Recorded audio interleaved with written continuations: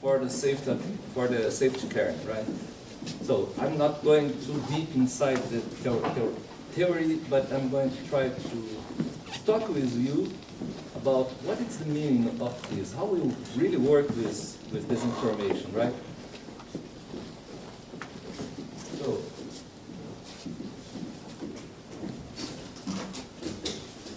the agenda is to describe the objectives, safety kernel components, UAV model overview, test environment, the demo. No. This is the wrong presentation. The old one. Oops. Almost reads up. More detailed. Yes. That's precisely the one. Oops. This one. This one. This is the one. Okay. Please. We'll remove all stuff that doesn't work. Okay. Restart again. This is the real word. So, Yes. scenario description, safety kernel components, test environment, the demonstration. Well, the first point that I would like to mention here is that what we are going to talk in here, our focus is on the safety kernel. Right? I'm trying to be very focused on the safety kernel. I'm not interested how I'm going to manage the coordinated flight. I'm not interested to make it, for example, avoid collision algorithms. This is not our purpose here. The demonstration is how the safety kernel can help us to be safe. Okay, this is a very important point for us in our demonstration. So what is the scenario that we are talking about? We are talking about real airplanes. In this case, we have 2 airplanes here and there, and we have an UAV, remote pilot vehicle. And we are talking about GPS and also some kind of air traffic controller. This is the real life, right? This is where we can implement the safety kernel. And where is implement the physical, the safety kernel? It's implemented on an aircraft inside the, inside the aircraft.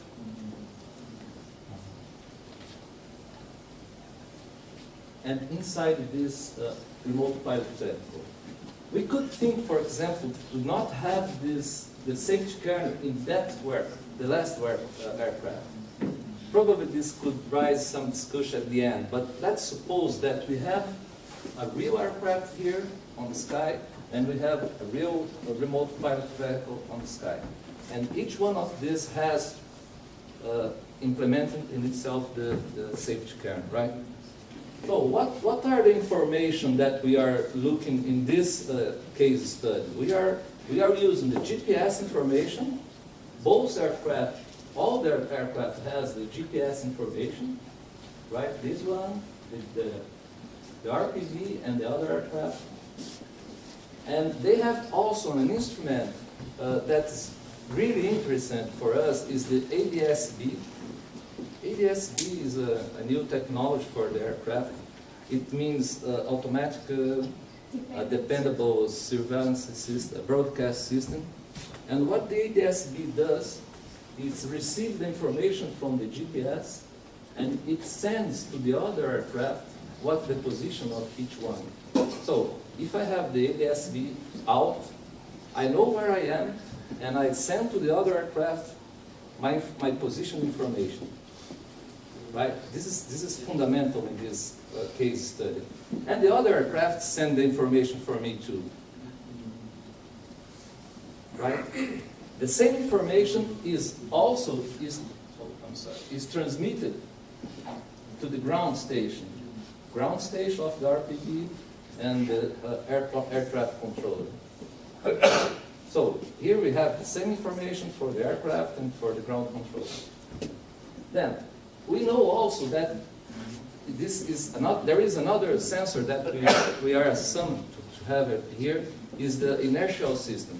The aircraft has an inertial system, And the RPV also has an inertial system. It means inertial is you are able to measure your acceleration and angular rotation. Then you can calculate where you are from a starting point that you know. But this information is not very good. Usually it's drifted during the time, and you need to update with the GPS information. So it's a really, really simple problem, and I hope that this can be clear. We will return to this afterward. Now we go to the safety kernel. This is inside the aircraft. This is inside the UAV, right? And, well, this is the representation of the hybridization line. Remember that in the architecture of the safety kernel? Well, what we have below what are the information that we have below this hybridization line? We have the inertial system, because this is on board of the aircraft. I know how to calculate my position, my present position during all time using the inertial system. But I can update this information with a high precision using the GPS information. So I'm sorry, but I will repeat here what I said. In case I have both information, I can add both information and has a limited law of service. I mean, the higher law of service that in the case of the aircraft can be understood as a safe region where I can fly. Inside of this safety region, I can fly that. It's guaranteed there is no other aircraft inside this region. Or, in other words, this circle means the same thing that I can be inside of this region. The aircraft can be inside any point inside of this region. The aircraft can be inside there. The most probable point is in the middle, but there is a real probability to be around this, up to the boundary of this circle, right? In case I miss one of the, so this is the region that I have, the uncertainty region, if I have both of these sensors. In case I miss one of the sensors, if I miss GPS, so my uncertainty increase, right? This is the fundamental of our application. And the other point of view, how is the position of the other aircraft? If I were the UAV and I'm looking for the other aircraft that are near of me, where they are, what is their position? Well, if they have two information, the ADS-B and the ATM information, because the air traffic center, he has some sensors that he can send information for me also. And if I take both information, I can see the other aircraft inside an uncertainty region that is described by the low level of, the high level of service. If I miss the ADS-B, for example, so the uncertainty where the other aircraft are, it goes up, right? This is the fundamental that we would like to show you that safety kernel is able, the mechanism to increase and decrease the uncertainty of my position and the position of the other aircraft, where they are. The safety kernel is able to manage this mechanism. Right? This is the fundamental for us. Look, if I know where I am, and if I know where everybody is here, I can build a deterministic control algorithm to deviate or to avoid collision with you. This is not our purpose here. Right? I'm not trying to fly information with other aircraft or to approach it.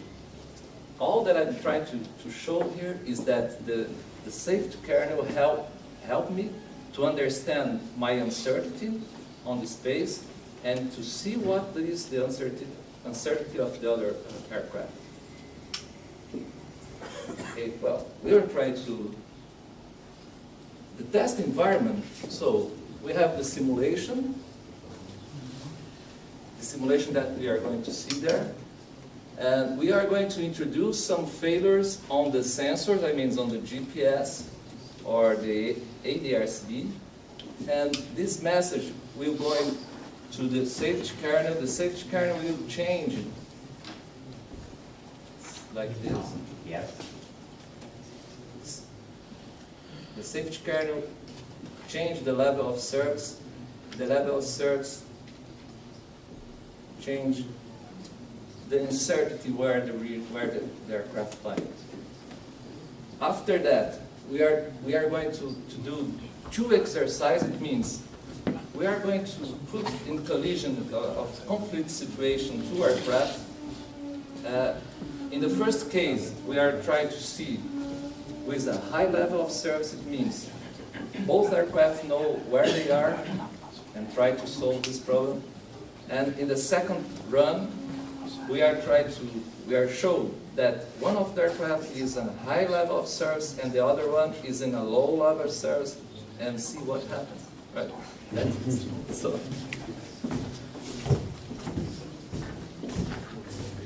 Now we have to press the button.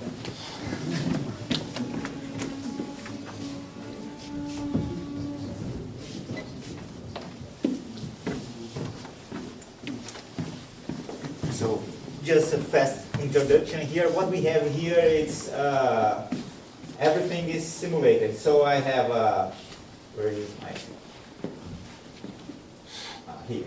So we have a RPV that we have a Simulink model that is running here, compiled model, and we have somewhere else another aircraft that would be the civilian aircraft. This aircraft has a defined route and will not deviate it from it. So it depends on the UAV to see if it will collide with the other aircraft and manage avoid the collision using the information it receives from the safety kernel. So the level of security level.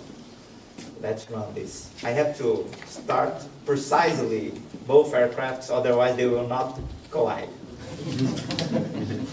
Just a remark, every sensor is working properly in this first example, so you can see the circle radius is really small. The next one, it will be greater.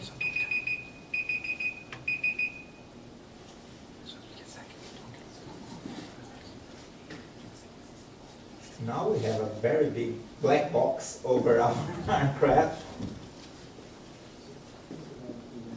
I can try to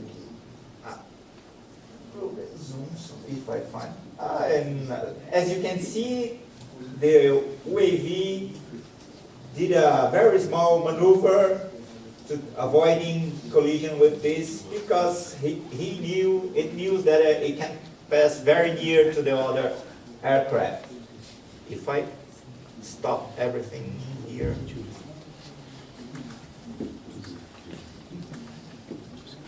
And go here. Here. We can see the UAV. Yeah, flight path. Yes. Now let's insert a failure inside the UAV sensors and do it again.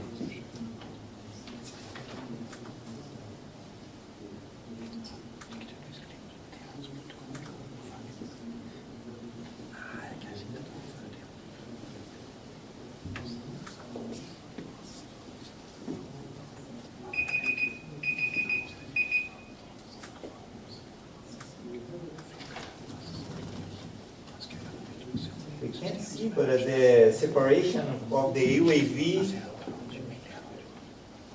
has increased. Now we can see it's quite big due to the GPS failure. And we will see in the end that due to this, the flight path was completely different because it had to do a more severe maneuver.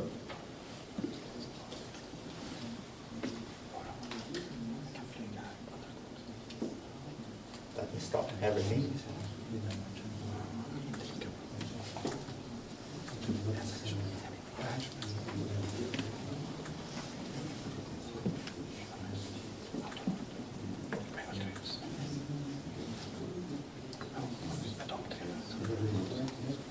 So that's the problem, that's the kind of solution that we can reach using the safety current, right?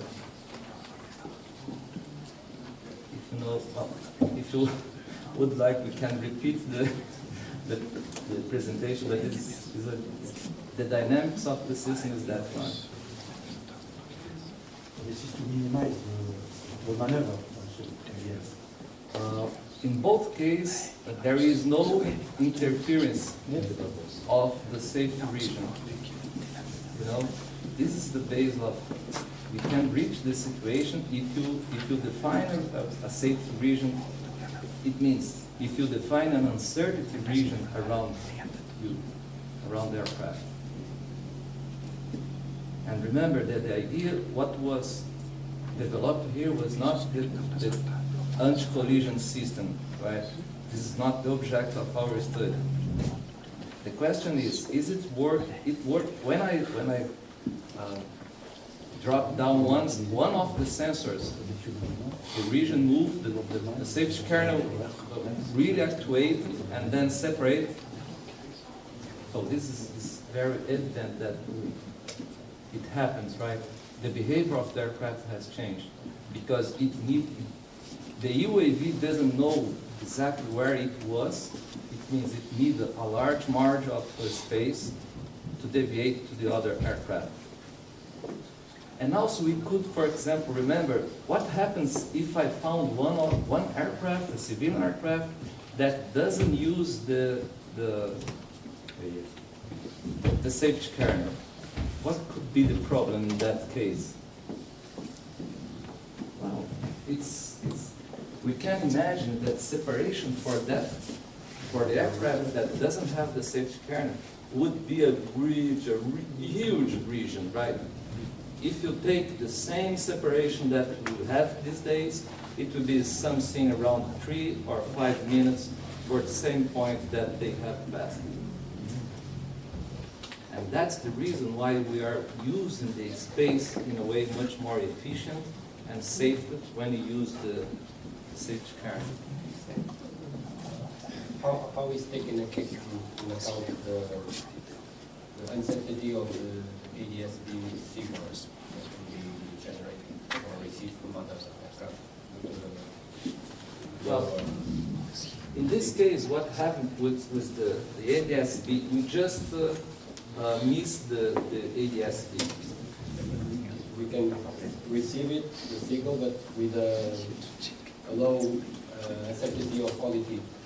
That is, we have demonstrated only the extremes of the situation, right? It means we have ADS-B or we don't have. In this demonstration, we have the ADS-B all the time, right? Because remember that the civilian aircraft has the same uncertainty during all the time. It receives both information, the ADS-B and the aircraft control. It's the same logic. The safety kernel has also rules for different kind of quality of the ADS-B information, and it will change the separation of the other aircraft based on that.